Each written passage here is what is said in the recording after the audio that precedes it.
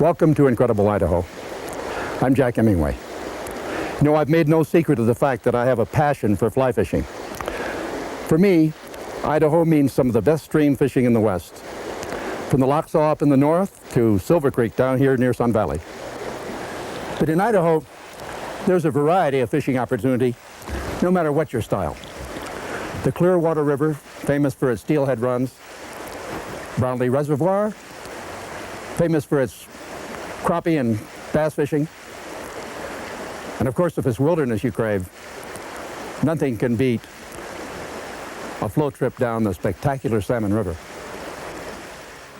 But the most productive trout fishing in the state is found in eastern Idaho. Henry's Lake, near West Yellowstone, boasts big cutthroat, hybrids, and the state record brook trout.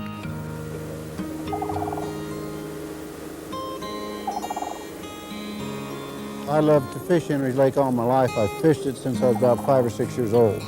For outfitter Bill Sheese, Henry's Lake is more than great fishing, pristine scenery, and peaceful summer mornings. It's his living.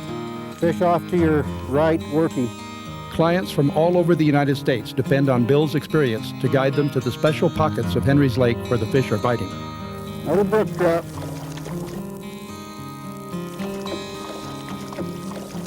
He's about 12, 14 inches.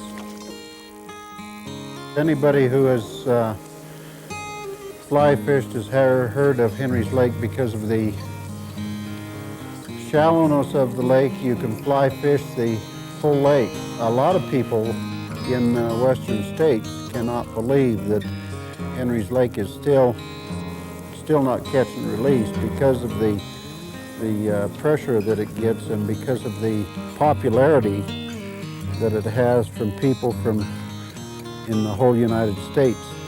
The summers of '89 and '90 saw a dramatic rise in that popularity. Fishing pressure on Henry's Lake grew from an average of 110,000 hours to 350,000 hours of effort. In the last 2 years, they've harvested more fish out of this lake than they did the last 9 years combined. Oh, it's another 14, 15 inch.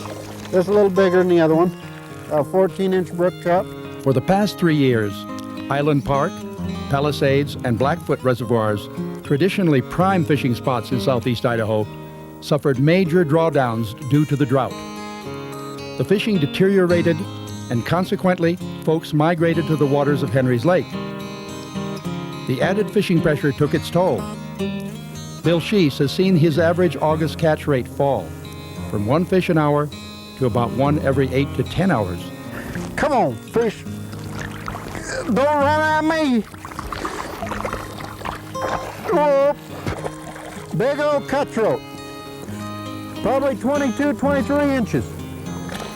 We are exceeding the amount of trophy fish this year, but we are way down on numbers.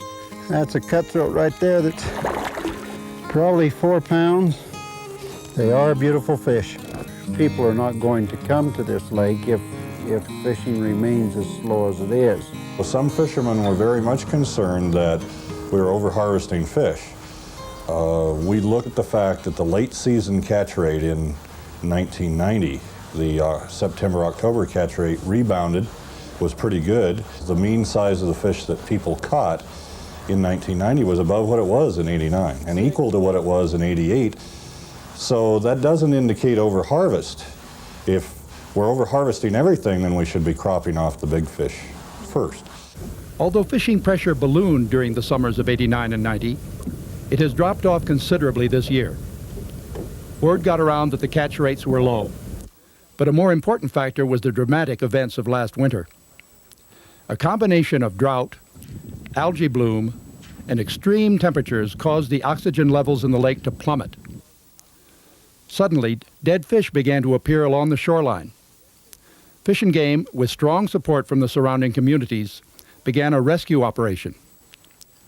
Holes were bored into the ice, and aerating systems were set up. There's a lot of fisheries biologists that were, pretty sick feeling in their stomach, a helpless feeling about, what do you do? A lake-wide fish kill, which I guess it didn't turn out, but certainly thousands of dead fish. The final toll will never be known for sure, but biologists picked up 8,000 to 10,000 dead fish, primarily mature cutthroat and hybrids. Fish and Game has never been able to do a population estimate on the lake, but to give this number perspective, the harvest in the first 4 weeks of 1989 was 60,000 fish.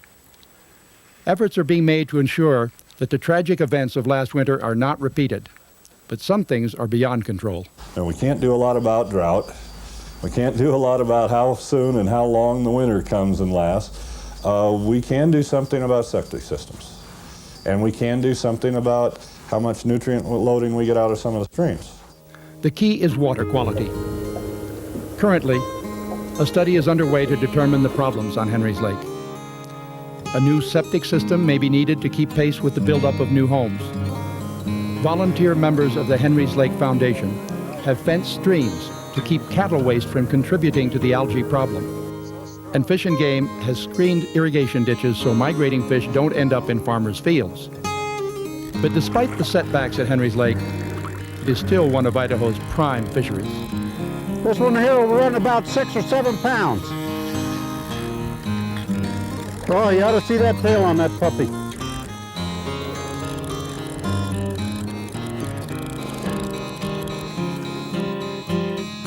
This is the hybrid that Henry's Lake is famous for, right here. That fish right there is 25 inches long. They've got the rainbow coloring, and then they're also, you see the dots on the side. This is a fish that they come all over the United States to catch right here. Currently, Fish and Game is in the process of setting regulations. But some, like Bill Sheets, would like to see a more restrictive harvest. But for now, the department is recommending the current 2-fish limit.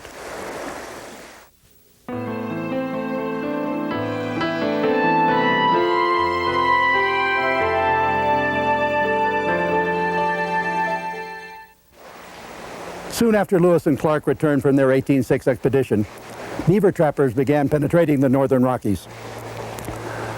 These mountain men encountered harsh winters, hostile natives, but nothing was so fearsome to them as an encounter with a grizzly bear. Legends of these skirmishes color the folklore of the mountain man, possibly growing as they move from campfire to campfire. But a few of these trappers kept a journal. One of these was Osborne Russell. We heard a sudden growl about 10 feet from us, which was instantly followed by a spring of the bear toward us, his enormous jaws extended and eyes flashing fire. Oh heavens, was ever anything so hideous? Osborne Russell's encounter with the grizzly bear took place about 6 miles west of Fort Hall. At that time, grizzly bears roamed the entire West. Today in the lower 48 states, the grizzly bear is found only in small pockets of its original habitat. One of these 6 remaining ecosystems is the Selkirk Mountains of North Idaho, where hopes are high that the bear will make a comeback. I think the outlook for recovery of the bear looks pretty good in this area, assuming we can get a couple of factors under control. The most important is probably the man-caused mortality, and the other is just maintaining a secure habitat through such things as road closure. The grizzly bear was listed as threatened under the Federal Endangered Species Act in 1975. Here in the Selkirk Mountains, the biggest threat to the grizzly bear has proven to be poaching. Out of, I think, 9 mortalities that we've documented up here on radio-marked bears, 6 and possibly 7 have been directly attributable to man-caused mortalities.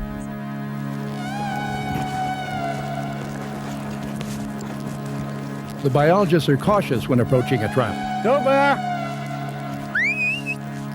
Scientists knew that poaching in the Selkirks was a problem, but radio collaring the grizzlies revealed the alarming magnitude of bears being illegally killed. Obviously, critical information in the recovery of the species. But the business of radio marking grizzly bears is fairly tricky. Tom Vecchioli and Mike Super have spent the month of August trapping grizzlies along the Canadian border. We'll skirt around, try and get a better look. What do you got, Captain Bly? The honey-colored bears blend with the surrounding area and are that's good. difficult to spot. It's not something to mess with. We're not trapping gentlemen here. The problem really isn't the bear in the snare, it's the bear wandering around, accompanying the bear in the snare. If we have a cub caught, well, mom's probably going to be around. That's exactly what happened to the trapping crew the summer of '88. A yearling cub was trapped and mom wasn't happy. Today, the trap is empty. Yeah, we got beat. Here we go. That means the bear came in and got the bait and didn't get caught. The bears are drawn into the trap by the scent of the bait. Fairly ripe fish donated by Dworshak Hatchery. The principle here is that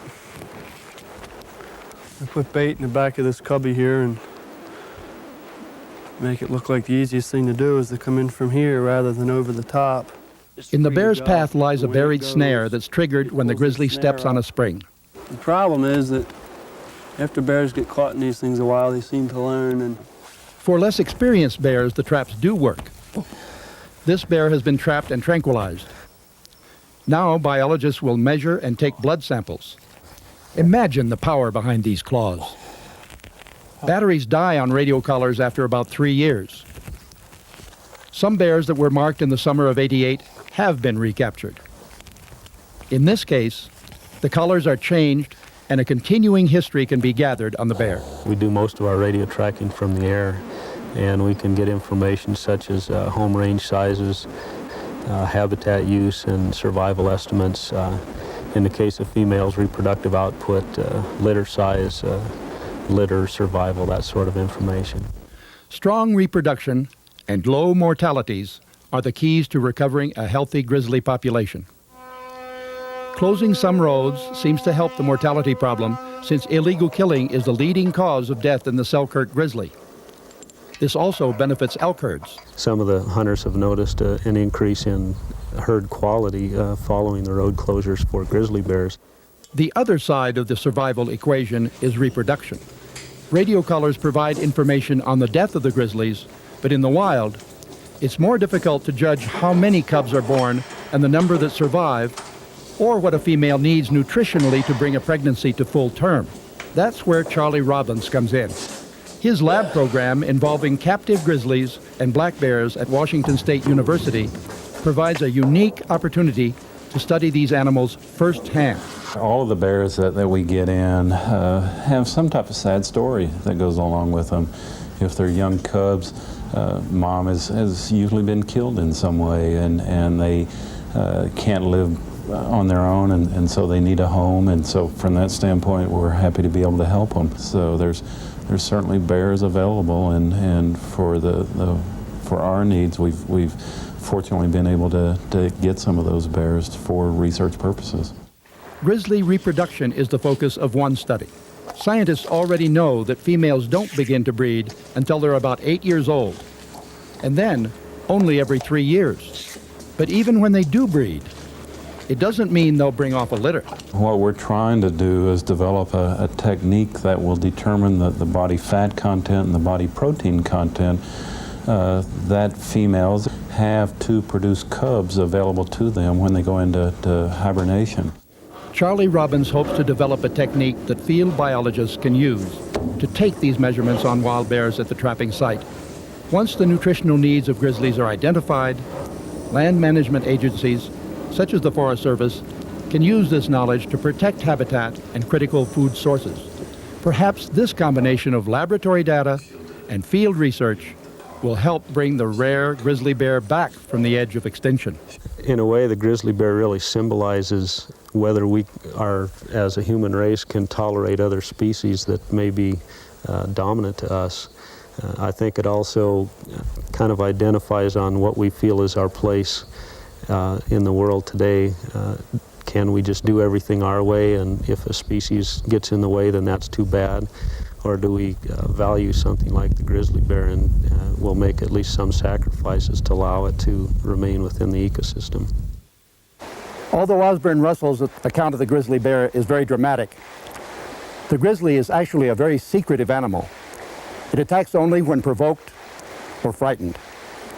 Experts suggest wearing a bell or making lots of noise when traveling through the wilderness.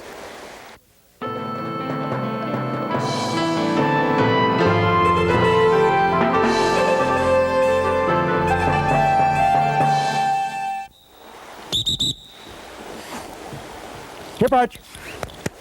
Atta boy. This is my 5-year-old Brittany, Partridge. When you get these nice, cold, crisp fall mornings, he and I start thinking about hunting. This is the time of year we're waiting for. I'll tell you something. There's nothing more fun than working with a well-trained dog and watching him work. You should have started training your dog as far as exercising about 2 months ago. It's never too late, but you know, you should be getting your dog out periodically throughout the entire year. A good hunting dog is a pet 12 months out of the year. And if he's not, you're not enjoying your dog. Tim Alt loves to see a well-trained dog at work. Around, Jack. This is Jack, a 4-year-old German Shorthair. He's the star pupil at Tim's boarding school near Nampa called Morning Mist Kennels. This bird's planted in this broomgrass up here. Now he has to get downwind to smell them. He'll go up there and he'll go on point. And we'll show you what a finished dog looks like. And that's his point. The only time you use whoa is if you see him get nervous and start to move, or if he starts to creep on you. Then you're going to want to say whoa, but otherwise don't say nothing to him, because all you do is break their concentration. And the other mistake people make is when a dog goes on point, don't burn him up through the tail, go on the side so he can see what you're doing.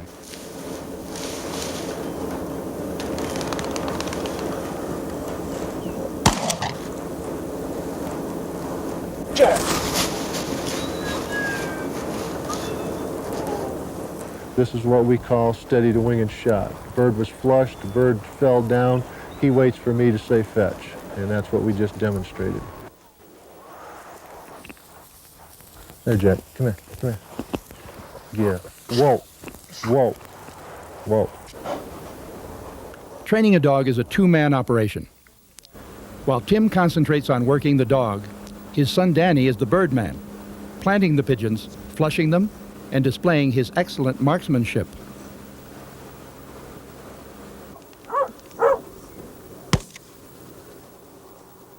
Jack!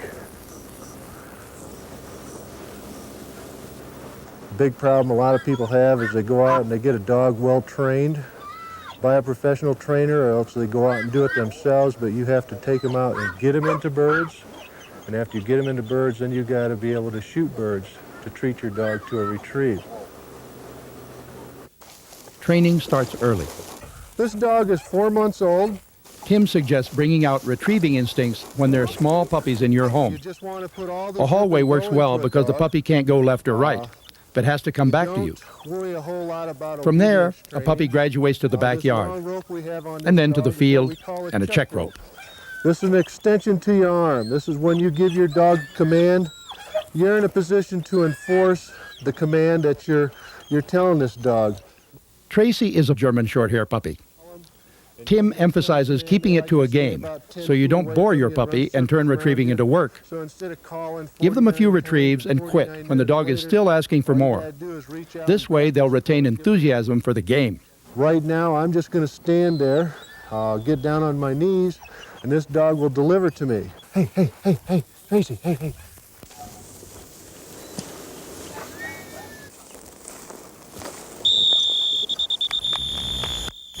That's a girl, huh? Come, come, come, come, come. That's a girl. All right, huh? Like there, she didn't come to me, so I just pulled on the check cord real lightly and got her to deliver to hand. That's a good girl. All right. Everything in dog training is a game. You're just taking the natural instincts of these dogs and making them do it your way. They still get to run around, they still get to retrieve, do all the things they like to do, but we get them to do it our way and keep them going, and it's all fun and games. And when the game stops to be a game, that's when the dog gets bored and it becomes work. Hey, huh? Around. For trainer Tim Alt, the reward comes with the cool, crisp days of fall. The dog is half the hunt. When you go out, you feel confident if there was a bird there, your dog would have found it. And there's just a lot of satisfaction out of watching a good dog work.